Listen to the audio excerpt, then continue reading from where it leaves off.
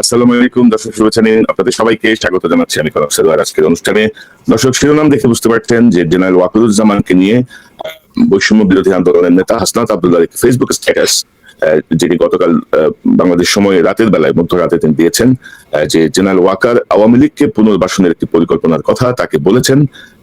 তার সেনা বাহিনীর ভেতরে যে তার যে বাসস্থান, সেখানে তাদেরকে মিটিং এ তিনি কথাটি বলেছেন এবং তিনি যুক্তি দিয়েছেন যে কেন আওয়ামী লীগকে আবারও রাজনীতিতে আসতে হবে, না হলে বিশ্বের কাছে গ্রহণযোগ্য হবে না, ইত্যাদি ইত্যাদি অনেক কিছু। এই বিষয়টির পরেই বাংলাদেশের ছাত্র সমাজের একটি প্রতিক্রিয়া, সাধারণ মানুষের মধ্যে একটি প্রতিক্রিয়া, রাজনৈতিক যে দলগুলো আছে তাদের মধ্যে একটি প্রতিক্রিয়া, সব মিলিয়ে রাজনীতি আবার একটি গরম পরিস্থিতি, এই যে একটি অন্যদিকে টার্ন নিচ্ছে এমন একটি অবস্থা। তো এই সার্বিক পরিস্থিতি, সার্বিক বিষয় নিয়ে আমরা কথা বলবো। আমার সঙ্গে যোগ দিচ্ছেন, কারো বিস্তারিত পরিচয় দেওয়ার কিছু নেই, আমার সঙ্গে যোগ দিচ্ছেন আপনাদের অত্যন্ত প্রিয় মানুষ পিনাকি ভট্টাচার্য। কোনো বিশেষ হলে যাওয়ারই কোনো সুযোগ নেই। পিনাকিদা, আপনাকে স্বাগত জানাচ্ছি। ধন্যবাদ। এবং আমার সঙ্গে যোগ দিচ্ছেন আপনার প্রিয় মানুষ ইলিয়াস হোসেন। ইলিয়াস, আপনাকে স্বাগত জানাচ্ছি। আসসালামু আলাইকুম। তো দাদা, এই যে পরিস্থিতি, জেনারেল ওয়াকারের হঠাৎ করে, আমি আজকে শিরোনামটা দিয়েছি, মানে জেনারেল ওয়াকারের নেকাব খুলে গেছে। নেকাবটা আসলে মুখোশ না, নেকাবটা জাস্ট একটা আড়াল, যেটি আসলে বোরকার সঙ্গে পড়া হয়। তো এটা মুখোশও বলতে চাই নাই, এই জন্য নেকাবটা এই জন্য শব্দটা ব্যবহার করা হয়েছে। তো ওনার হঠাৎ যে নেকাব খসে পড়লো, আহতরা এখনো হসপিটালে, এক বছরও হয় নাই, মানে এরকম একটা রক্তাক্ত বিপ্লবের এক বছরও পূর্ণ হয় নাই, কিন্তু এর মধ্যে উনি ইনক্লুসিভ ইলেকশনের কথা ভাবছেন, উইদাউট আওয়ামী লীগ এটি হবে না। অথচ দেখেন যে 3টা ইলেকশন হয়ে গেছে যেখানে বিএনপি ছিলই না। তো মানে তখন কিন্তু ওনারা তো মানে যার যার স্ব অবস্থানই তো ছিলেন না, একবার কারোর মধ্যে কোনো প্রতিক্রিয়া আমরা কিন্তু দেখিনি। তো হঠাৎ করে এই বিষয়টা কেন আসলো, বা আপনি ইঙ্গিত দিচ্ছিলেন, আমরা কিন্তু বিভিন্ন সময় কথা বলছিলাম। পাশাপাশি জেনারেল ওয়াকার কিন্তু গত 7 মাসে আওয়ামী লীগের যারা ঘনিষ্ঠ তাদের কাউকে কিন্তু সরান নাই, মানে সবাই বহাল ছিল। তো আপনার কাছ থেকে শুরু করি, নাকি আপনার কাছ থেকে শুরু করি। প্রথমে সবারই একটা প্রশ্ন যে আসলে ওয়াকার সাহেব কি চাচ্ছে, কেন এরকম করছেন, এবং গত 25শে ফেব্রুয়ারি থেকে উনি যে অ্যাগ্রেসিভ ভাবে অ্যাড্রেস করছেন, সেই অ্যাগ্রেসিভনেস এর পিছনে কারণটা কি? আমরা ছোটবেলায় গ্রাম দেশে আমরা দেখতাম যে গ্রাম দেশে বাঁশঝাড় থাকতো এবং বাঁশঝাড়ের ওইখানে অন্ধকার, দুই দিক দিয়ে বাঁশ টাস ঝাড় ইয়ে হতো এবং মনে করা হতো যে ওইখানে ভূত পেতনি থাকে, জিন ভূতের আসর টাসর হয়। এবং ওই জায়গা দিয়ে যাওয়ার সময় আমরা জোরে গান গাইতাম আর কি, জোরে জোরে কথা বলতাম যেন জিন ভূতের আসরটা যেন না হয়।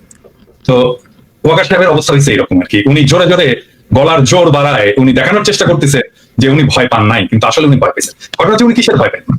ভয়টা হচ্ছে জাতিসংঘের সেই রিপোর্ট, যে রিপোর্টটা আমি বলছি যে এটা একটা বিস্ফোরক, এবং এটা পাতায় পাতায় ছত্রে ছত্রে লেখা আছে কোন বাহিনীর কে কে কিভাবে মানুষের মানবাধিকার লঙ্ঘন করছে, গণহত্যা চালাইছে, গণহত্যার সহযোগী হয়েছে, এভিডেন্সকে ধামাচাপা দেওয়ার চেষ্টা করছে, এবং সমস্ত জায়গায় সুপিরিয়র রেসপন্সিবিলিটিতে ওয়াকার সাহেব। এবং ওয়াকার সাহেব এই বিচারটাকে এড়াতে চান। এটাই হচ্ছে ওনার এই জোরে জোরে কথা বলা এবং ইনস্টিটিউটকে বিতর্কিত না করতে বলার আহ্বান জানানোর পেছনের কারণ। এখন মুশকিলটা হচ্ছে কি, যে এই রিপোর্টটা তো আর প্রফেসর ইউনূসের সরকার তৈরি করেনি, রিপোর্টটা তৈরি করছে জাতিসংঘ।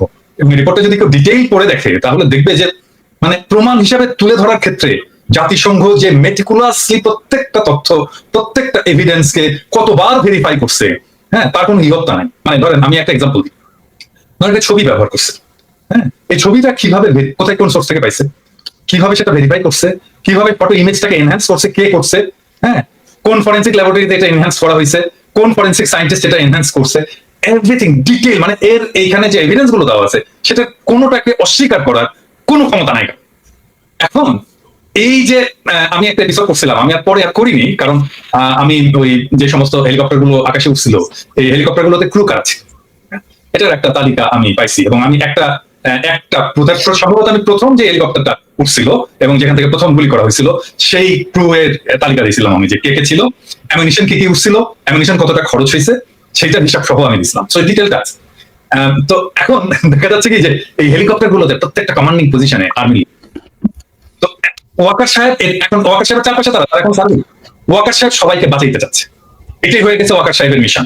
এখন ওয়াকার সাহেব বাঁচাইতে চাইল, এর সাথে আর কে কারা কারা বাঁচাইতে চায়? ধরেন হাসিনার নামে তো একটা মামলা হবে, হাসিনার নামে শুধু না, হাসিনা, তার স্বরাষ্ট্রমন্ত্রী, তার যারা যারা সাথে সাথে ছিল, তার রাজনৈতিক নেতা টেতা সবগুলোর নামে মামলা। আচ্ছা, এরপরে মামলাটা যখন হবে তখন মোদির নাম আসবে না? মোদির নাম তো আসবে, মোদির নাম আসবে, কারণ সালাউদ্দিন সাহেবকে কিভাবে নিয়ে গেল, কিভাবে সে যে ইন্ডিয়ার একটা শহরে যে এসে আবিষ্কৃত হলো, তাই না? মৌলানা সাইদির যে সাক্ষী সুখরঞ্জন বালিকে তাহলে ঢাকা শহরে সুপ্রিম কোর্টের সামনে থেকে হাইজ্যাক করে নিয়ে যে কিভাবে সে ভারতের আদালত ভারতের জেলে এসে ল্যান্ড করলো, এই বিষয়গুলো তো আসবে। এবং হাসিনার রেজিমকে আপনি কোনোভাবে মোদির সাথে আলাদা করতে পারবেন না। সো হাসিনা যখন ট্রায়ালের মুখোমুখি হবে, বিচারের মুখোমুখি হবে, মোদিও বিচারের মুখোমুখি হবে। সেই জন্য ইন্ডিয়া চাচ্ছে এই বিচারটা যেন না হয়, হাসিনা চাচ্ছে এই বিচারটা যেন না হয়, ওয়াকার চাচ্ছে এই বিচারটা যেন না হয়। এবং সে কারণে ওয়াকার আয়নাঘর ভিজিট করতে দেয়নি, এবং সে কারণে ওয়াকার আয়নাঘরের এভিডেন্স গুলোকে সিস্টেমেটিক্যালি ডিস্ট্রয় করছে। এবং এই জন্যই ওয়াকার সবাই যত 662 জন পারপিট্রেটর, বিচারক, পুলিশ অফিসার ইত্যাদি ইত্যাদি ইত্যাদি, আওয়ামী লীগ নেতা ইত্যাদি থেকে রক্ষা করছে এবং তাদেরকে। এটাই হচ্ছে ওয়াকারের প্ল্যান, ডিটেইল প্ল্যান, যেটা আসলে ইনফ্যাক্ট ইন্ডিয়া প্ল্যান। সে সেটাকে এক্সিকিউট করতে চায়। এখন এটাকে কিভাবে এক্সিকিউট করবে? এক্সিকিউট করার জন্য প্রথম হচ্ছে যে এখন এমন একটা আওয়ামী লীগ লাগবে যে আওয়ামী লীগটা শুদ্ধ, পিওর, ভালো আওয়ামী লীগ আর কি। এবং আমি খুবই হতাশ হয়েছি যে আমাদের অত্যন্ত শ্রদ্ধাভাজন কেউ কেউ বলছেন যে আওয়ামী লীগের শেখ পরিবারের বাইরের কেউ যদি এসে রাজনীতি করে আওয়ামী লীগের রাজনীতি, সেটা আমরা গ্রহণ করবো। No way, no way. আওয়ামী লীগের রাজনীতি কি আসলে? আপনি কি রাজনীতি করছে? আমাদের রাজনীতিটা কি? আপনার রাজনীতি হচ্ছে ধর্মনিরপেক্ষতা, বাঙালি জাতীয়তাবাদ, বাঙালি জাতীয়তাবাদ, সকল গণতন্ত্র, এবং এইটার নামে বাংলাদেশে একটা ফ্যাসিবাদ কায়েম করা। এটাই তো তার রাজনীতি।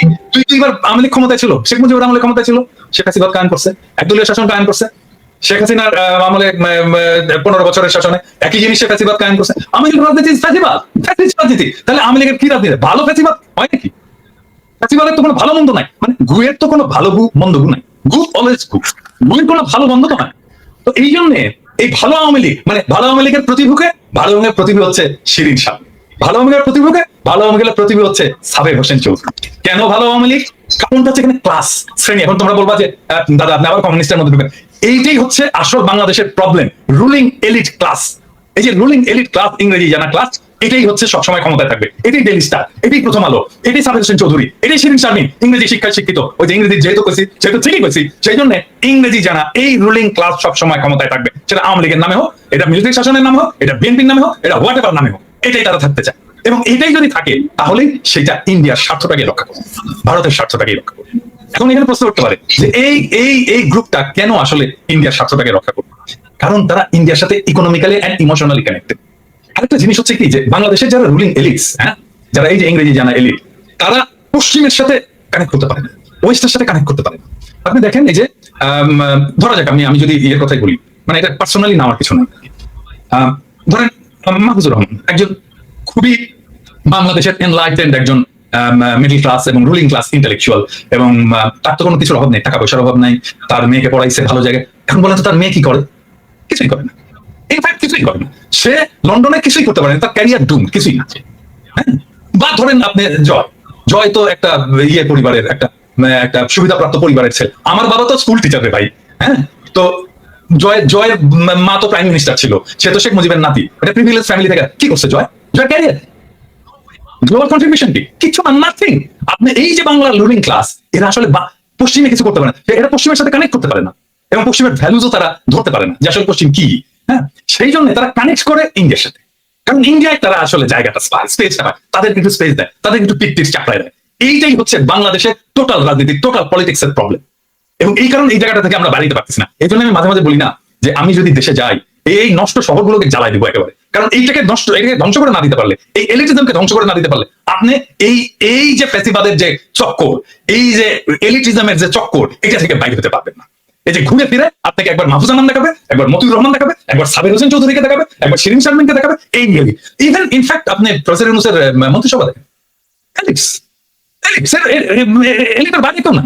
মানে যারা এই বাংলাদেশের এলিট সোসাইটির ক্লাসের মেম্বার্স, এর মধ্যে ছাত্ররা দুই একজন ঢুকছে, এর বাইরে আর সবাই এলিটস।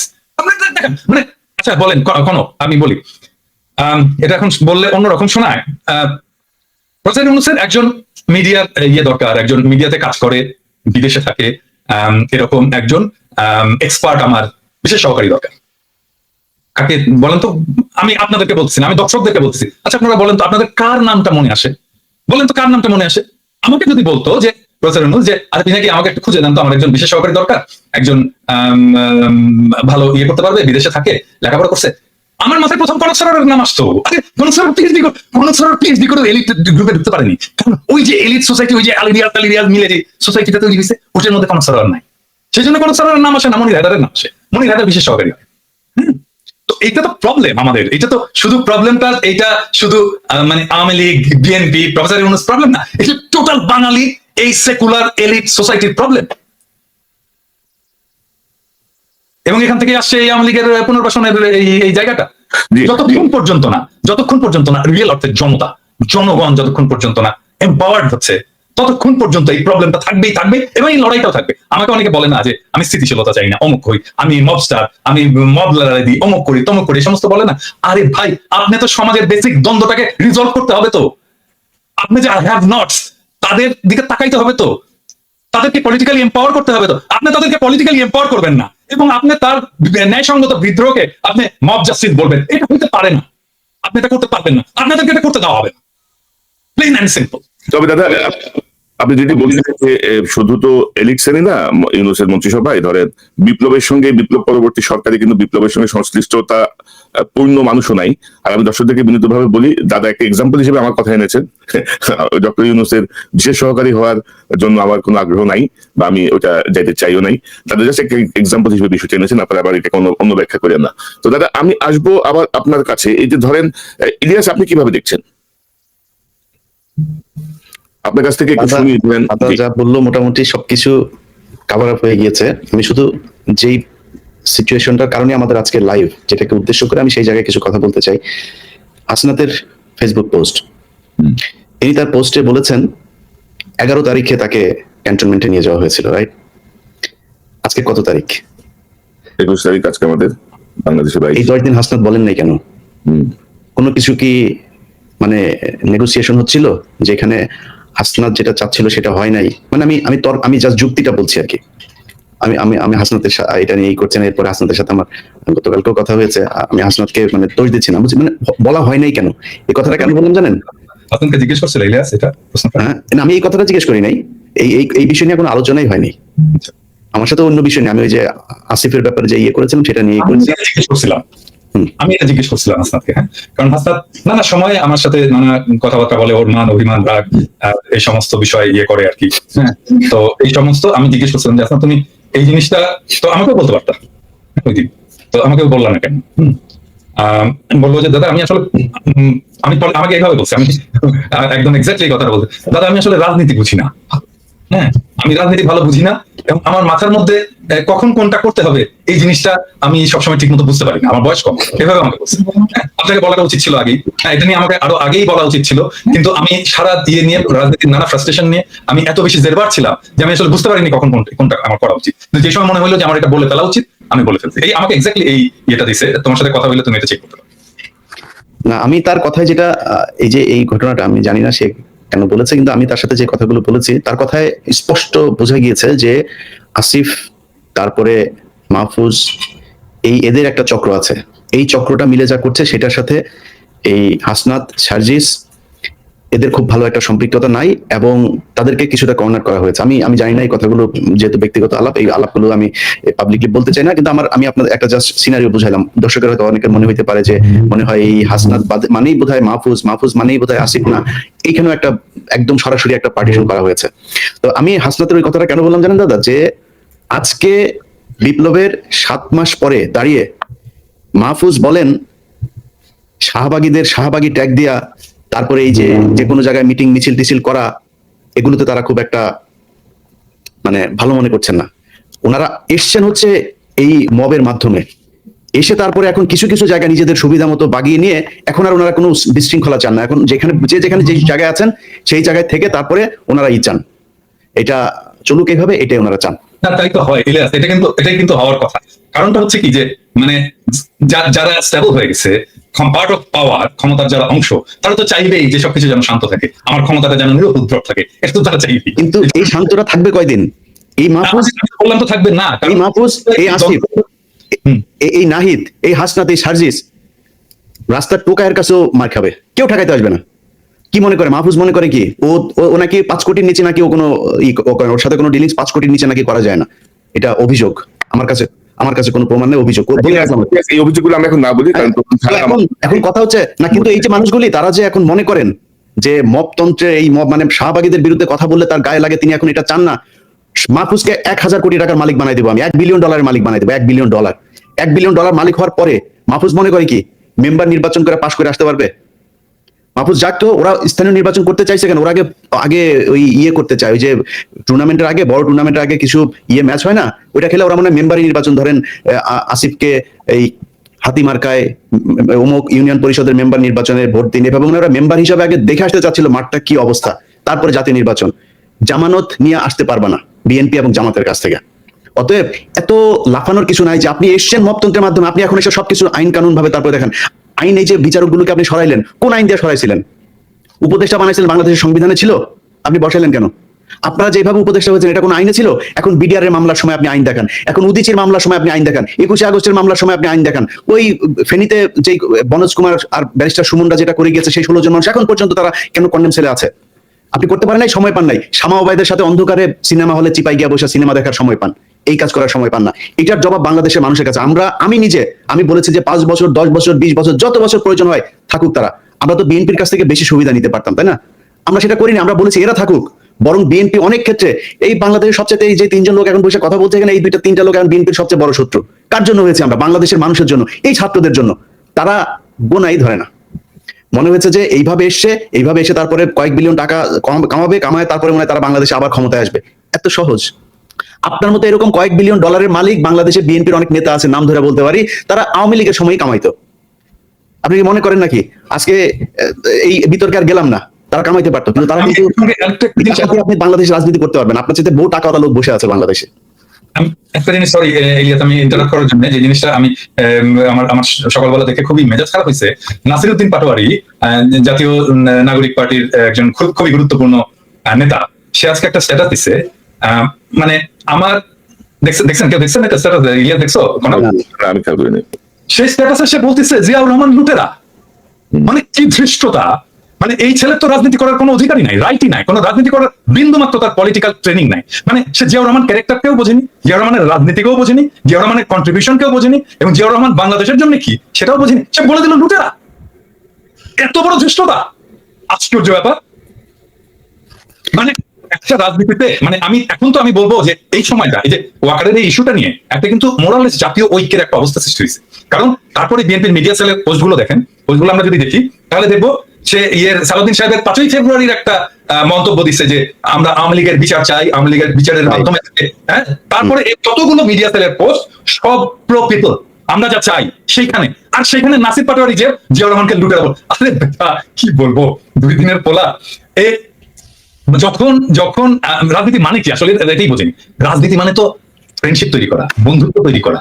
তুমি বন্ধু বানাবা, তুমি যতজনকে পারবা বন্ধু বানাবা, তোমার ফেয়ার ইনফ্লুয়েন্স বানাবা। এখন আমরা বলবো যে বিএনপি, আমরা যেটা চাই সেই জায়গায় বিএনপি আসছে, স্বাগতম, আসেন আমরা একসাথে কাজ করি। এই আওয়ামী লীগকে আপনারাও চান না, আমরাও চান না। আপনি চান বিচার, আমাদের হয়তো সামান্য কিছু আছে, তফাৎ আছে, কিন্তু আসেন আমরা বসে আমরা একসাথে কাজ করি। এবং এই সময়টা আসলে আমাদের তৈরি করা উচিত যে আমরা যতগুলো রাজনৈতিক দল আছে, আমাদের যত মত আছে, অ্যান্টি ফ্যাসিস্ট মত আছে, তাদের একসাথে আসার বসার একটা বাস্তব শর্ত তৈরি হয়েছে। আসেন আমরা একসাথে বসি, ডায়ালগ করি, আওয়ামী লীগ প্রশ্নে আমরা একসাথে একটা সিদ্ধান্ত নিই।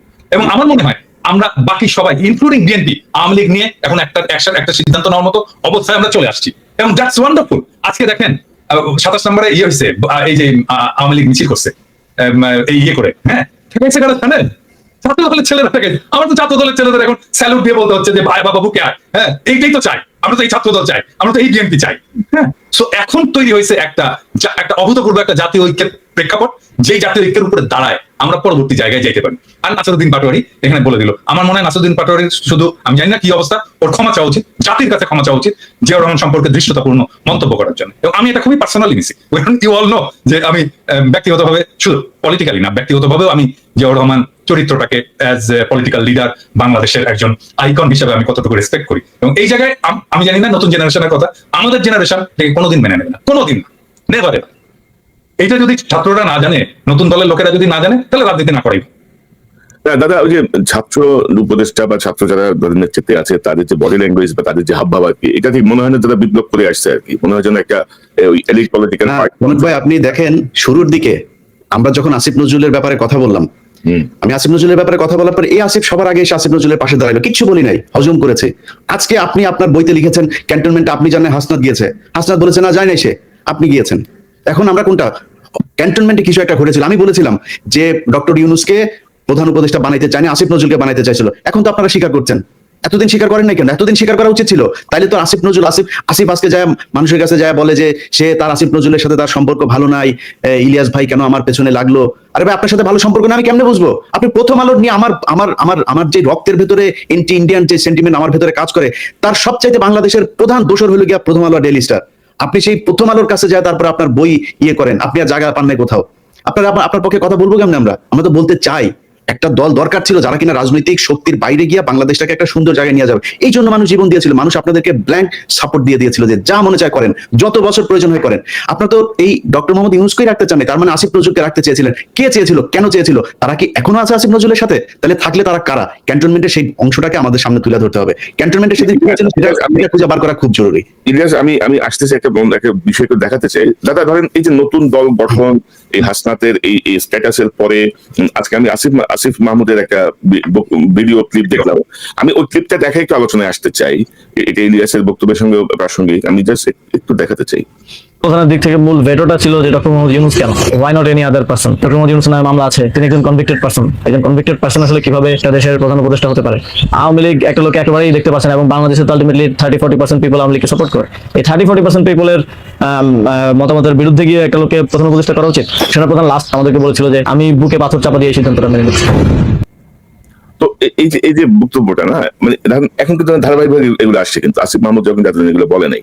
এবং আমরা জানতাম যে জেনারেল ওয়াকার ইউনূস সাহেবকে চাই নাই, জেনারেল ওয়াকার চাইছিল ইউনূস সাহেব কনভিক্টেড, জেনারেল ওয়াকারের পছন্দ সম্ভবত আসিফ নজরুল বা অন্য কেউ ছিল।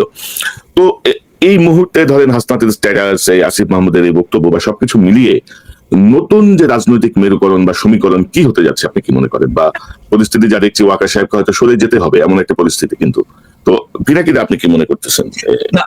সব একসাথে আসতেছে কিন্তু না, আমি এইখানে এখন আমি আসলে একটু কনফিউজিভ জায়গায় যেতে চাই যে এখন আসলে কি করা উচিত। মানে আমার অনেকে বলে যে দাদা কোন দিকে যাচ্ছে দেশ, কি হবে না হবে। আমি বলি যে দেখেন দেশের অবস্থা এমন ভোলাটাই, প্রত্যেক মুহূর্তে প্রত্যেক দিন চেঞ্জ হচ্ছে। বলো এখানে কিছু প্রেডিক্ট করা যায় না, এখানে আপনাকে নেভিগেট করতে হবে। এখানে প্রেডিক্ট করতে পারবেন না, নেভিগেট করতে হবে। সো নেভিগেট কে করবে? নেভিগেট করার যারা অ্যাক্টর আছে তারাই নেভিগেট করবে, রাজনৈতিক দলগুলো করবে, সোশ্যাল ইনফ্লুয়েন্সাররা করবে, রাজনীতির অ্যাক্টিভিস্টরা করবে, সরকার করবে, এই ব্যুরোক্রেসি করবে, এরা মিলে সবাই নেভিগেট করবে। সো এই নেভিগেশনে আসলে কে জিতবে?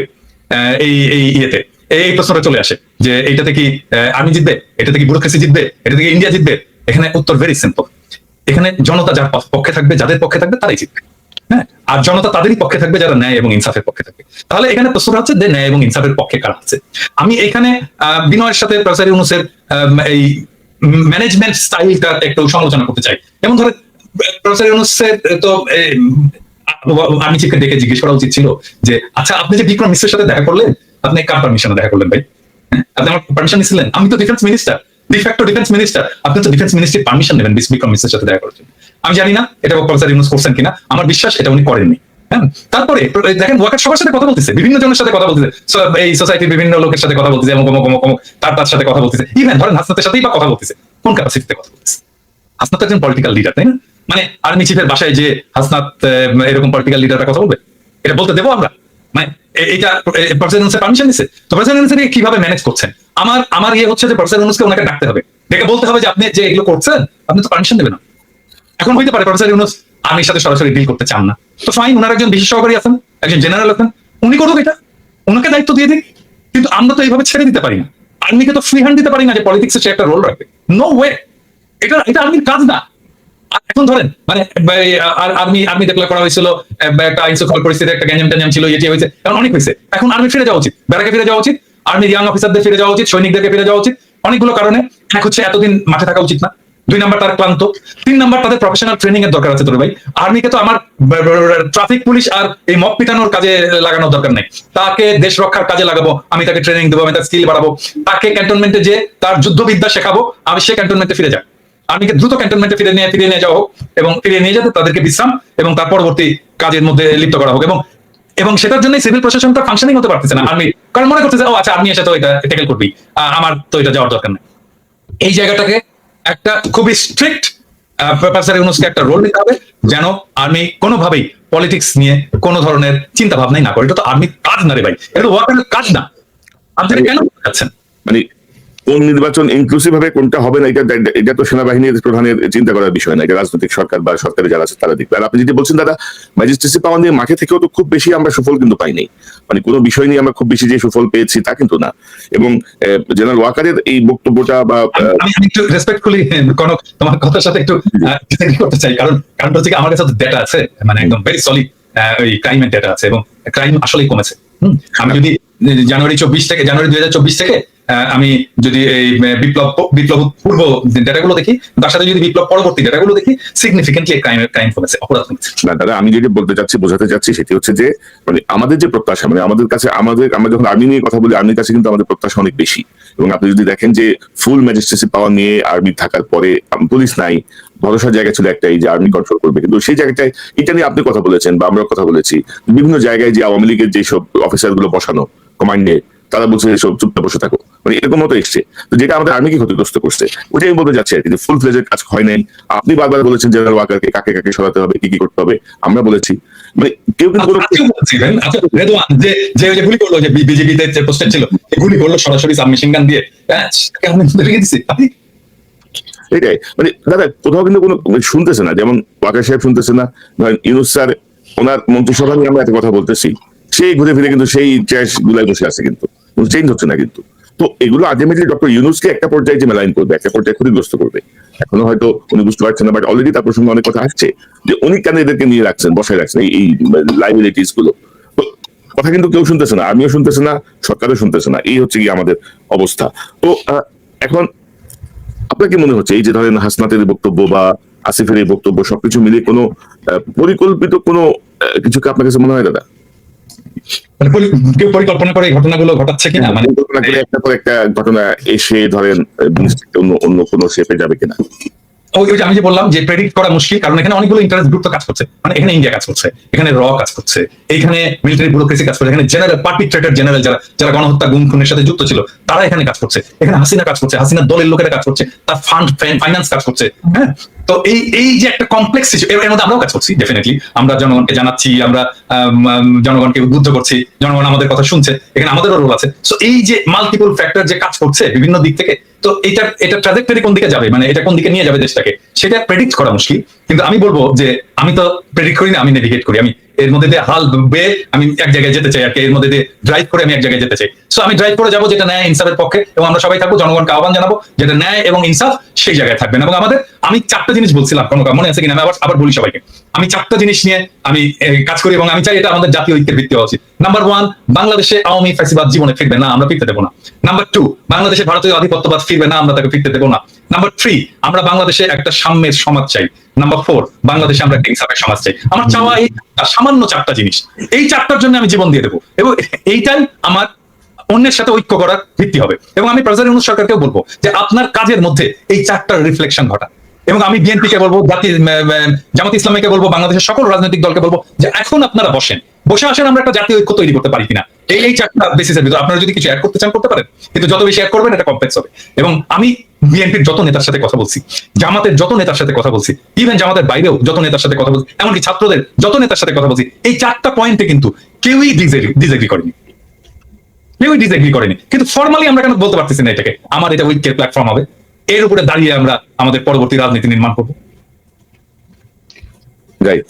তবে দাদা, এই যে সেনাপ্রধানের উদ্ভূত যে পরিস্থিতির বক্তব্য, এটা নিয়ে আমার মনে হয় যে আইএসপি এর একটা ব্যাখ্যা খুব জরুরি। আসলে সেনাপ্রধান কেন বলেছেন, কোন প্রেক্ষিতে বলেছেন, কি বিষয়, এটা ব্যাখ্যা আমরা খুব সহজ দিতে পারি, কিন্তু আইএসপি ঠিক কথা বলবে, মানে আইএসপি সেটাই বলবে যেটা তাকে বলে দেওয়া হবে। এটা ইয়ে না, আমরা এটা অনেক পরে জানতে পারবো যে আসলে কেন এটা হয়েছিল। আমি একটা ইন্ডিকেশন পাইছি যে আসলে উনি কেন এত ভয় পাইছেন, একটা ইন্ডিকেশন পাইছি, এটা কালকে বলবো নি আমার দর্শকদেরকে। মানে সামথিং রং আছে, সামথিং রং। আর ডক্টর ইউনূসের প্রতি আহ্বান যে আপনি আরেকটু স্ট্রংলি বিষয়গুলো হ্যান্ডেল করেন। ইলিয়াস, আপনি কি মনে করেন, মানে পরিস্থিতি কি দেখতেছেন, কোন দিকে যাচ্ছে, বা এই আপনার মনে কোনো আশঙ্কা আছে কিনা? আমিও কনক্লুশনে যাই, কারণ হচ্ছে যে এতক্ষণ যা বললাম সেটা একজন দেশের নাগরিক, আমার মনে হয় একজন দর্শক যে চিন্তাটা করছে সেই কথাগুলো আমি কিছুক্ষণ আগে বললাম। কিন্তু এখন এখানে যদি আলোচনা শেষ হয় তাহলে মানুষ হোপলেস হবে, তাহলে কি হচ্ছে, কি হইতে পারে। আমাদের দেরি হয়ে গেছে, এটা সত্য কথা। যদি আপনি চিন্তা করেন, এখন আমরা বলছি সবাই আওয়ামী লীগকে নিষিদ্ধ করতে হবে, না আমার এই কথাটা মানে দুইভাবে করার সুযোগ নাই। আওয়ামী লীগ নিষিদ্ধের ক্ষেত্রে পৃথিবীর ভিতরে যদি একটা প্রাণী জীবিত থাকে সেটা আমি সবার আগে, বাট তারপরেও যুক্তির খাতিরে বলি, কারণ বাংলাদেশে মুসলিম লীগ আছে না এখনো, বাংলাদেশে এখনো জাসদ বাসদ টাসদ বহুত দল আছে না, নিষিদ্ধ করা লাগে নাই তো, নিষিদ্ধ করতে হয়েছে না। নিজামী ইসলামী পার্টি টাটি অনেক পার্টি ছিল, বড় বড় পার্টি ছিল, ইভেন মাওলানা ভাসানীর দল পর্যন্ত তো এখন খবর নেই। যদি মানুষ না চায়, দল এমনিতেই চলবে না, দল এমনিতে ব্যান্ড হয়ে যায়। মানুষ চায় কিনা, মানুষ তো চায় না। আমরা আলোচনা করেই বোধহয় আওয়ামী লীগ আরো বেশি মানে চাই কি না চাই, কিন্তু আমরা তাদেরকে চাই না না চাই তার চাইতে সবার আগে আমাদের চোখের সামনে যে আওয়ামী লীগ গুলো আছে তাদেরকে আমরা সরিয়েছি এখন পর্যন্ত। যদি আমি ক্যান্টনমেন্ট বাদও দিই, ক্যান্টনমেন্ট তো সুপার ক্লাস, এরা তো আবার সুপিরিয়র, এদেরকে নিয়ে তো কিছু বলা যাবে না। এরা তনুকে ধরে ধর্ষণ করে মারা ফেলছে, তনুরে মারার পর ক্যান্টনমেন্টে সে ব্রিগেডিয়ারের বিরুদ্ধে এখন পর্যন্ত কোনো বিচার নামও বলে নাই কেউ। আমি অনেক চেষ্টা করেছি তনুর পরিবারকে, তার পরিবারকে নানান ভাবে এই গোয়েন্দা সংস্থার লোকজনই করেছে। এই দেশে যদি সেনাবাহিনী নিয়ে বলতে যায়, 5 তারিখের পর থেকে যত সমস্যার কারণ, সব সমস্যার মূল কারণ হচ্ছে সেনাবাহিনীর কতিপয় দুষ্কৃতিকারী। এরা 32 নম্বরে ভাঙতে যাওয়ার সময় বাধা দিয়েছে, এরা প্রথম আলো সামনে নিয়ে তারপরে সেনাবাহিনী দাঁড় করিয়ে রেখেছে। এরা গিয়ে এই পর্যন্ত যত আলেমরা বের হয়েছে, সে আলেমদেরকে আপনি জানেন কনক ভাই, আমি সেনাবাহিনীর প্রতিনিধিকে আমি একদম সরাসরি বলেছি যে আপনাদের এই অফিসার করছে। বললো হ্যাঁ আমরা দেখছি, আমি এখনই দেখছি, আমাদের সামনে বসে ফোন দিল ঢাকাতে। কি হয়েছে? এখনো পর্যন্ত আলেমদেরকে জামিন দেয় না। জজ সাহেব জামিন দেয়, সেনাবাহিনীর এই ডিজিএফআই ফোন করে তারে থ্রেট করে। এই জন্য সেনাবাহিনী, এই জন্য আমাদের দেশে সেনাবাহিনী নাকি? তো এটা করছে সেনাবাহিনী এখন পর্যন্ত। আওয়ামী লীগ যদি নাকি আপনি ছাত্ররা, আমি আপনাদের অনেক কমপ্লেন করলাম, এখনো পর্যন্ত আপনাদের সুযোগ দিচ্ছে। আগেই বলেছে খুব বেশি দিন সময় নাই, এই ছাত্রদল ছাত্র শিবির যাদেরকে আপনারা এখন তুচ্ছ তাচ্ছিল্য করে কিছু নিজেদেরকে বিশাল আকারে সাম্রাজ্যের মালিক মনে করেন, এই ছাত্রদল ছাত্র শিবিরের কারণেই 5 তারিখের ঘটনা ঘটানো সম্ভব হয়েছে। আপনাদের পক্ষে করা সম্ভব হতো না এককভাবে, এটা মনে রাখেন। তাদেরকে নিয়ে ছাত্রদল ছাত্র শিবির মারামারি করবে, টেন্ডারবাজি করবে, অনেক কিছু করতে পারে। তাদের ব্যাপারে কথা বলতে গেলে খুব সাবধানে কথা বলেন, যারাই 15 বছর অন্তত সরকারের সাথে হাত মিলায়নি তাদের ব্যাপারে। তো তাদেরকে হিসাব করে যেমন কথা বলতে হবে। আর আপনারা যারা কিনা এখন পর্যন্ত আওয়ামী লীগের যে লোকজনগুলো আছে, যারা মনে করেন যে আপনারা কয়দিন পরে টাকা পয়সা নিয়ে তারপরে খুব ভালো অবস্থানে থাকবেন, সেই ছাত্রদেরকে বলতে চাই, যদি নাকি আসলে এই দেশে থাকতে চান, আমি আবারও রিপিট করি, দেশে যদি থাকতে চান, পরিস্থিতি যা হয়েছে আপনি দেশেই থাকতে পারবেন না। আসিফ নজরুল অলরেডি তার বউ বাচ্চা আমেরিকায় পাঠিয়ে দিয়েছে, সে টাকা পয়সা যা পাঠাচ্ছে একদম দায়িত্ব নিয়ে বলছি, আপনাদেরকে গ্যারান্টি দিয়ে দিলাম, আসিফ নজরুল আমেরিকাতে প্রপার্টি কিনেছে। প্রপার্টি কার মাধ্যমে কিনেছে সেটাও জানি। পরিস্থিতি আসুক, পরিস্থিতি আসলে আপনারা জানতে পারবেন, তখন এই ক্যান্টনমেন্টের ঘটনা যেমন আজকে বের হয়েছে ওইভাবে সবকিছু সামনে নিয়ে আসা হবে। আচ্ছা, এই যে টাকা পয়সা নিয়ে করছেন, এটা নিয়ে বাঁচতে পারবে না। কি করতে হবে? যেটা করতে হবে সেটা হচ্ছে এই যে হত্যা মামলার আসামিগুলো আছে না, এটার উপর আপনাদেরকে সবার আগে এমফেসিস করতে হবে।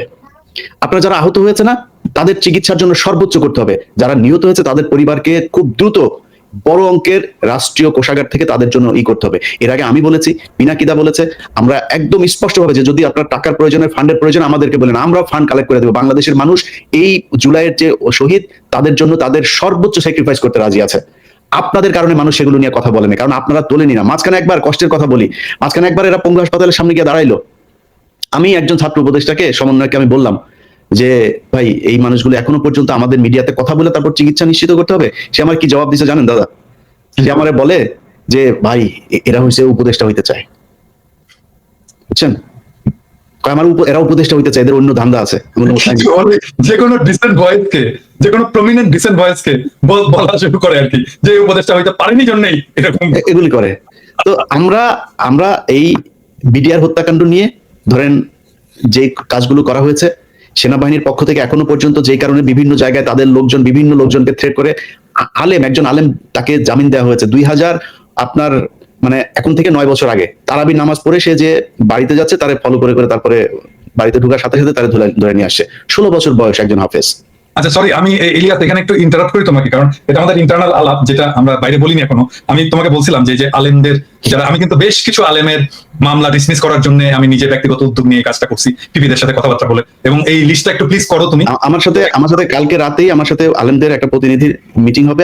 আপনি চাইলে আমি আপনাকে তাহলে সেখানে রাখতে পারি। আমাকে রাখো, লিস্টটা দাও। আমি নিজে আমি এখানে ভলান্টিয়ার করতে চাই এবং আমি ওনাদেরকে হেল্প করতে চাই। গ্রাউন্ড লেভেলে দরকার হলে আমি কথা বলে যেভাবে হোক এই ভুয়া মামলাগুলো থেকে তাদেরকে বের করে নিয়ে আসার আমি চেষ্টা করবো। দাদা, আমি শোটা শেষ করে এই 5 মিনিট মিটিং করে নেবো। আমি যেটা বলতে চাচ্ছিলাম, গুরুত্বপূর্ণ 2টা পয়েন্ট বাদ করে যাচ্ছে। শিরিন শারমিন চৌধুরী, আপনি জানেন যে ভুয়া পাসপোর্ট করতে যে এক সেনাবাহিনীর কর্মকর্তার বাসায় তিনি আছেন, তার ব্যক্তিগত কর্মকর্তাকে দিয়ে প্রভাব খাটিয়ে তিনি তার পাসপোর্ট করতে চেয়েছিলেন। তার মানে শিরিন শারমিন চৌধুরী এখন দেশে আছেন। আমি জানি দেশে আছেন, আরাফাতও দেশে। আরো অনেক আওয়ামী লীগকে কিন্তু এই যে জেনারেল ওয়াকারের বিষয়ে গতকাল যে বক্তব্যটি আসলো, তার মধ্যে বোঝা যাচ্ছে যে একটা গ্রুপকে এখানে পোষা হচ্ছে। মানে বিকল্প আওয়ামী লীগ বা নতুন আওয়ামী লীগ বা এরকম বিষয়টা নিয়ে। তো সেই জায়গাটায় আসলে কি করণীয়, এই বিষয়টা একটু আমি তো ডাক্তার, আমি তো ডাক্তার। হ্যাঁ, মানে একটা ভালো আওয়ামী লীগ যদি তৈরি করা যেত, তার চেয়ে ডাক্তাররা অনেক আগে গবেষণা করে বাইর করতে করার চেষ্টা করতো যে কি করলে বুয়ে গন্ধ হবে না। হ্যাঁ, তাই না? এটা যেহেতু পাওয়া যায়নি, এটা যেহেতু পসিবল হয়নি, ভালো আওয়ামী লীগও তৈরি করতে পারবে না কোনোদিনই না। আওয়ামী লীগ সবসময় ফ্যাসিস্ট হবে, কারণ আওয়ামী লীগ আসলেই একটা ফ্যাসিস্ট দল। তার কনস্টিটিউশন শুরু করে তার পলিটিক্স টোটালি ফ্যাসিস্ট। তো এই যে শিরিন শারমিন বা এই জাতীয় কিছু আওয়ামী লীগ নেতা, গুচ্ছ নেতা বসে বসে আরামাইশ করবে, মানে এর মধ্যে কনক ভাই, ওইটা না, আমি এই জায়গায় যেটা করতে হবে, ওই যেই মব শুরু হয়েছিল ছাত্রদের সামনে, এখন রাস্তায় একটা অনেক ছাত্রদেরকে কোণঠাসা করে রাখা হয়েছে। ইভেন হাসনাত সাজিসও এখন কোণঠাসা এই মাহফুজ আর আসিফদের কাছে, তারা এখন ক্ষমতার ভোগ করার মধ্যে আছে। প্রাইভেট ইউনিভার্সিটি, এই যে north south university, BRAC university, এই ইউনিভার্সিটি গুলোর কত ছেলে পেলে মারা গিয়েছে, একজন প্রতিনিধি আছে সেখানে? মাদ্রাসার স্টুডেন্টরা মারা গিয়েছে, তাদের কোনো প্রতিনিধি আছে? জামাত বিএনপির লোকজন মারা গিয়েছে, তাদের কোনো খবর আছে? মনে হচ্ছে এই আসিফ, নাহিদ আর মাহফুজ তিনজন মিলে বাংলাদেশ স্বাধীন করেছে। মাহফুজ কোন জায়গায় ছিল? মাহফুজ মাঠে কোথায় ছিল? আমরা এটা দেখতে চাই, ভিডিও ফুটেজ দেখতে চাই। মাহফুজ মাঠের কোন জায়গায় ছিল? সামনাসামনি সে ফাইট করেছে? কোথাও ছিল না। আচ্ছা, তিনি এখন মাস্টার মাইন্ড হয়ে গিয়েছেন। এখন এই যে জিনিসগুলো করা হয়েছে, আমি মনে করি আমার সাথে অনেকে যোগাযোগ করে, প্রাইভেট ইউনিভার্সিটির বিশেষ করে একটা বিশাল বড় গ্রুপ আছে, এই গ্রুপগুলো চায় তারা এদের ব্যাপারে, আমি বলি যে দেখেন ভাই, ওরা যেভাবে চালাচ্ছে চালাক, যেহেতু তারা 5 তারিখের একটা পক্ষ, আমি তাদের প্রতি একটা সফট কর্নার ছিল, কিন্তু আজকে বলছি যারা যারা আছেন সবাইকে, ইভেন কি ভিপি নুরুল হক নূরের দল, তার কন্ট্রিবিউশন এখানে আছে নাকি? নূরের কোনো কিছু আছে নাকি? আমি বলি ভাই, আমি আমার কথা বলি, আপনার কথা বলি, বলেন কষ্টের কথা আজকে বলি। আজকে যেহেতু আলোচনা এসে নতুন করে, আমার নামে মামলা আছে, এই মামলাগুলো সরানো উচিত না? এমন কোন উপদেষ্টা কেউ ফোন করেছে আমাকে এখন পর্যন্ত যে ভাই কি হয়েছে, কোথায় আছে আপনার মামলা? আসিফ নজরুলের ওই নারী কেলেঙ্কারি করবো, তখন আসিফ নজরুল ফোন করে, ইলিয়াস আপনার কি আছে আমার একটু দেন। আরে বেটা, তোর কাছে আমার দেওয়া লাগবে না, তুই আগে চাইছিস আমার কাছে? আগে চাস নাই কেন? আগে যদি চাইতি তাহলে তোর আমি দিতাম। এরপরে আজ পর্যন্ত কেউ করে নাই, কেউ করে নাই। আমরা এটার কোনো পক্ষ না, আমাদের কাছে জিজ্ঞেস করার প্রয়োজন। আমাদের কোনোদিন একটা ফোন করে তো কোনো মন্ত্রণালয় থেকে ফোন করে বলে নাই যে ভাই আপনারা, আপনাদের প্রতি কৃতজ্ঞতা, এটা চেয়ারটা তো পাইছিস আর বসে গেছিস, চেয়ার কি এমনি এমনি হয়েছে নাকি? এই বাংলাদেশে আজকে যে মানুষের যে ভারত বিরোধী যে মনোভাব, এটা ইলিয়াস, পিনাকি, কনক স্যার তারা তৈরি করেছে, এই জন্য হয়েছে। এত সহজে আসে নাই। যেই সময় আপনারা কথা বলতে পারেন নাই, যেই সময় কনক স্যারের বোন জেলখানায় ছিল, সেই সময় আপনারা কই ছিলেন? কোথায় ছিলেন? কি ছিল? একটা পোস্ট করতে পেরেছেন ফেসবুকে? এখন মুখ বড় করে অনেক বিএনপির নেতাও বলে ফেলেন যে বাইরে বসে কিছু মানুষ খায়া দেয়া কোম্পানি, এই কথাটা 7 মাস আগে বলতি, তাইলে বুঝাইতাম। 7 মাস আগে বলিস নাই কেন? তো আমি মনে করি বাংলাদেশে সবাই তো ঢালাওভাবে বলা সম্ভব না। জামাত, বিএনপি, হেফাজত, এই প্রাইভেট ইউনিভার্সিটি, পাবলিক ইউনিভার্সিটি, এই যে এখন দেখেন যেখানে যাচ্ছে তারা মার খাচ্ছে। কারণ কি? কারণ ওই পক্ষটা তাদের এই কার্যক্রমকে পছন্দ করে না। তো আমি মনে করি তাদের কালকে থেকে যেখানে যেখানে সময় টিভিতে এখন পর্যন্ত খুনিরা বসে অফিস করে, ভাই খুনি কেমন অফিস করে? বলেন তাহলে যে কেউ মারা যায় নাই, আপনি হত্যা মামলার আসামিরা আপনি অফিস করতে দেন, এটা কোন ধরনের নাটক? আশিক রহমান, এই যে আরটিভির হত্যা মামলার আসামি, কই? আপনি তারা ধরেন না। সো কালকে থেকে লিস্টিং করতে হবে কোন কোন অফিসে এখন পর্যন্ত হত্যা মামলার আসামি আছে, আওয়ামী লীগের দোষর আছে, সেই অফিসে যায় তারপরে বাই ফোর্স তাদেরকে ওখান থেকে সরাইতে হবে। সাংবাদিক, প্রথম আলোর যেসব সাংবাদিকরা এই বাংলাদেশে ভুয়া জঙ্গি বানায় তারপরে তাদেরকে 12 বছর গুম করে রেখেছে, তাদের কি করতে হবে? সবচাইতে বড় কাজ যেটা, সেটা হচ্ছে যারা এই 12 বছর গুম ছিল, ভাই আপনারা লোক পান না, কারে কোথায় বসাবেন, কে ভালো মানুষ? আরে ভাই, ভালো মানুষের দোকানে খারাপ মানুষকে নিয়ে বসান। মনে করেন গুম ছিলারা খুব খারাপ মানুষ, ওরে নিয়ে বসান, ও যাই করুক, অন্তত বিট্রে করবে না। আওয়ামী লীগকে আনার জন্য ওরা কোনো কাজ করবে না, কারণ ওরা 12 বছর গুম ছিল। এই লোকগুলির কোথাও বসানো নেই। গুম ঘরে নিয়ে যায় পরিদর্শনে, সেখানে হাসিনুর রহমানরে নিয়ে যায় না। আমি কোন দেশে আছেন? আপনার এই ওয়াকারের গায়ে আগুন জ্বলা যায় হাসান নাসির আর হাসিনুরের নাম শুনলে। আপনি কে ওয়াকার মিয়া?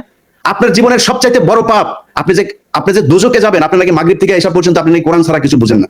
আমাদেরকে বুঝাই গেল ভাই, আজকে বলি নামটাম না বলি, আমার আর কনক ভাইরে আর্মির প্রতিনিধি দল এসে নিউ ইয়র্কে এসে বুঝাই গেল, উনি মাগরিব থেকে এসা পর্যন্ত কারোর সাথে দেখা করেন না, কোরআন শরীফ পড়েন, এইভাবে নাকি কেমন পরে চশমা চোখে দিয়ে এইভাবেও দেখা গেল একদম সামনে বসে।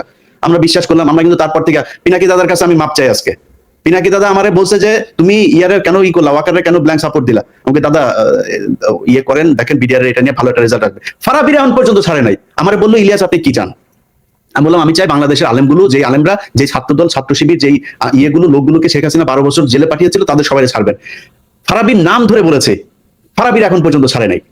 তো পিনাকিদার কথা সেদিন না শুনে আমার ভুল ছিল, আজকে বুঝতে পারলাম। এই জন্য পিনাকিদার কাছে সরি। অতএব এই জায়গাগুলো ঠিক করতে হবে, আমরা কারোর আর বিশ্বাস করি না। আবার ফের সেই জায়গায় আসতে হবে, যারা আছেন কালকে থেকে লিস্টিং করতে হবে, লিস্টিং করে তারপরে ঠিক করতে হবে কোথায় কোথায় কোন কোন অফিসে আওয়ামী লীগের দালাল আছে। দল নিষিদ্ধের আগে এদেরকে আগে এখান থেকে সরাইতে হবে। নাইলে যারা এখন এই যে আওয়ামী লীগের লোকজন দেখেন, বিএনপির ভাই এবং জামাতের ভাইদের বলি, তারা এখন আপনাদের দলে যাওয়ার জন্য পারাপারি করে না। কালকে দেখবেন সবার আগে আপনারা ধরবে। অতএব জামাত বিএনপি কোনো দলের মধ্যে কোনো ভাগাভাগি নাই। আপনাদের ভেতরে রাজনৈতিক সমস্যা থাকবে, খুনোখুনি হবে, মারামারি হবে, সব হবে, এক জায়গায় এক হইতে হবে। সেটা হচ্ছে আওয়ামী লীগ বাংলাদেশে কোনোভাবে পুনর্বাসিত হইতে পারবে না। ব্যাস, এই জায়গায় আর কোনো কিছু নাই। সবাই প্রস্তুতি নেন, আবার বিপ্লব শুরু হবে ইনশাল্লাহ। দাদা, আপনার কোনো মন্তব্য? আমার নামে কিন্তু একটা মামলা শুধু কালা হয়েছে, তাও এটা কিন্তু কেউ উদ্যোগ নেয়নি। কারণ আমার মামলার সাথে ছিল মুশফিকুল ফজল আনসারী আর ওই যে আশিক ছেলেটা তো খুব নাম করা অ্যাক্টিভিস্ট এবং খুব উদ্যমী ছেলে। ও নিজে এটা করছে, সেই জন্য ওর সাথে সাথে আমার মামলাটা খালাস হয়েছে। আমার অন্য মামলাগুলো কিন্তু কোনোটাই খালাস হয়নি, সবগুলো গেছে।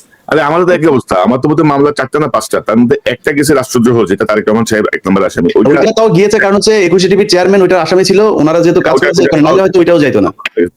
আর বাকি ডিএসএ মানে ডিজিটাল সিকিউরিটি অ্যাক্টে তারা 3-4টা আছে, আমরা জানিও না, মানে কার কোনো খোঁজ খবরও নাই রে দাদা। আমরা তো মানে কি বলবো আর কি। তো দেখা যাক, নতুন মেরুকরণ একটা শুরু হয়েছে মনে হচ্ছে। ভালো হইলে ভালো, না হইলে তো সব সোজা হয়ে যাবে। তো দেখা যাক কি দাঁড়ায়। পিনাকি ভট্টাচার্য, আপনাকে ধন্যবাদ, অসংখ্য ধন্যবাদ। ইলিয়াস হোসেন, আপনাকে ধন্যবাদ। নিশ্চয়ই আমরা পর্যবেক্ষণে রাখি সামনের পরিস্থিতি কোন দিকে যায়, সেই অনুযায়ী নিশ্চয়ই আমরা আমাদের আলোচনা বা বিশ্লেষণ করে ভাই এক লাইন একটা কথা বলতে চাই। এক লাইন, পিঠের চামড়া একটারও থাকবে না।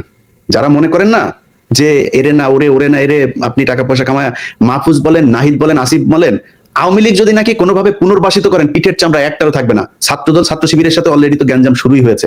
সামনে ছাত্রলীগের আইনা, তারপরে ত্রিমুখী পিটানি খাবেন। টাকা পয়সা নিয়ে সারা জীবন ওই যে মইনিওয়ার ফখরুদ্দিনের মতো যায়, সারা জীবন এক জায়গায় বসে থাকতে পারবেন। আমি কনক সরোয়ার, আমরা কিন্তু বাইরে থাকলেও মানুষ ডাকে, ভাই আসেন দেশে, আসেন না কেন, আমরা দেশে যাইতে পারি, এটা সমস্যা নেই। আসিফ নজরুলের বাপের ক্ষমতা নেই, দেশে গেলে আমার মামলায় আমার আটক করে নিয়ে যাবে। কিন্তু আপনাদের জীবনে কিন্তু যাইতেও দিবেন, কেউই যাইতে দিবেন, কেউই ডাকবেন না আপনারে। তো সাবধান, সবাই সাবধান থাকেন। ইলিয়াস, তোমাদের সাথে দেখা করতে আসছো তো আমার সাথে আসে না কেন দেখা করতে? বললেন না কেন যে দাদার সাথে কথা বলেন না কেন? আমার এখানে আসার দাদা, এই জিনিসগুলো আমাদের তাদের সাথে আমরা প্রমিস করেছি যে আমরা আপনাদের এই বিষয়গুলো, এই আপনার নামটাম কারা কাদের সাথে কি মিটিং হয়েছে এগুলো নিয়ে আলোচনা করবো। তারপর বলি কারণটা কি। কারণটা হচ্ছে আমি যে বিডিআর এর কাজটা করছিলাম, এই বিডিআর এর এই বিষয়টা নিয়েই তাদের যুক্তি দেখেন, সেনাবাহিনীর যুক্তি শুনেন। যুক্তি হচ্ছে, কনক সরোয়ার, ইলিয়াস হোসেন, পিনাকি ভট্টাচার্য, আপনাদের এই দেশের অসামান্য অবদান, আপনাদেরকে যথাযোগ্য সম্মাননা দিয়ে দেশে আনা হবে। আপনাদের সম্মান দেওয়া উচিত আমাদের।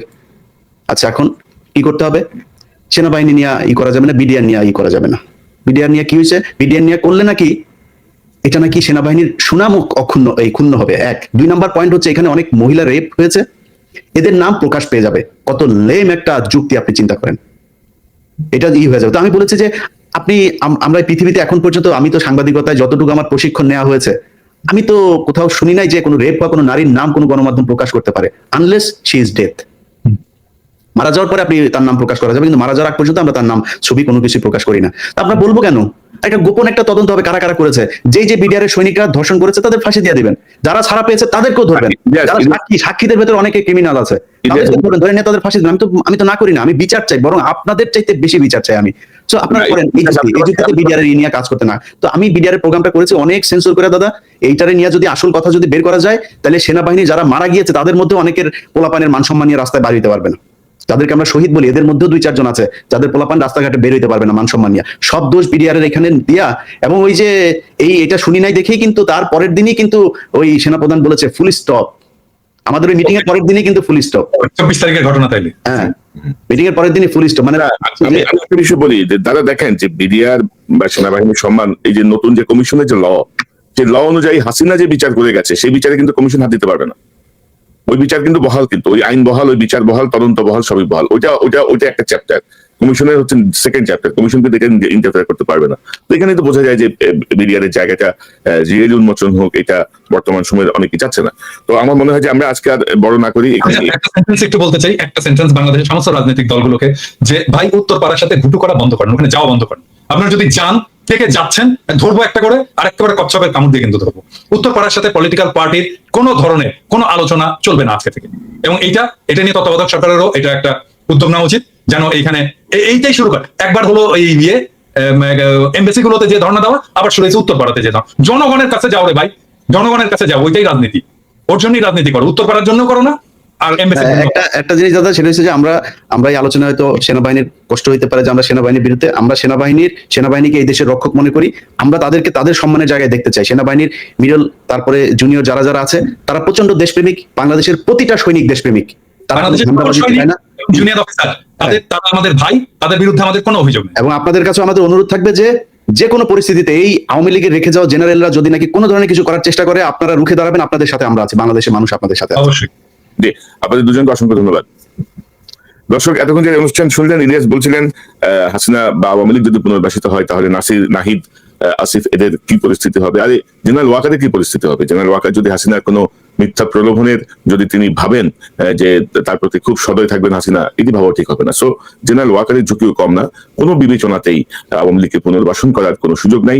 কোনো ইনক্লুসিভ, এক্সক্লুসিভ কোনো ফরম্যাটেই আওয়ামী লীগ বাংলাদেশে যেন পুনর্বাসিত না হয়, সেই জায়গাটায় শুধু আজকের হাসনাতের এই স্ট্যাটাসের প্রেক্ষিতে না, সকল রাজনৈতিক দলের প্রতি এটি এক ধরনের বার্তা। কেউ যেন কোনোভাবে, বিশেষ করে এত রক্তাক্ত বিপ্লবের পরে, এত গুম খুন লুটপাটের ইতিহাস সামনে আসার পরে, আমার মনে হয় যে কোনো সুস্থ মস্তিষ্কের মানুষ আওয়ামী লীগকে পুনর্বাসন করতে চাইবেন না, বা আওয়ামী লীগকে বাংলাদেশের কোন রাজনৈতিক দল হিসেবে এই মুহূর্তে দেখতে চাইবেন না। হয়তো সম্পূর্ণ বিচার হয়ে যাওয়ার পরে যদি কিছু অবশিষ্ট থাকে, তখনকার পরিস্থিতি তখন দেখা যাবে। দর্শক, এই চ্যানেলটি সাবস্ক্রাইব করে আমাদের পাশে থাকুন, এই চ্যানেলের মেম্বারশিপ নিয়ে আমাদের পাশে থাকুন। আবারও দেখা হবে ইনশাআল্লাহ। আসসালামু আলাইকুম।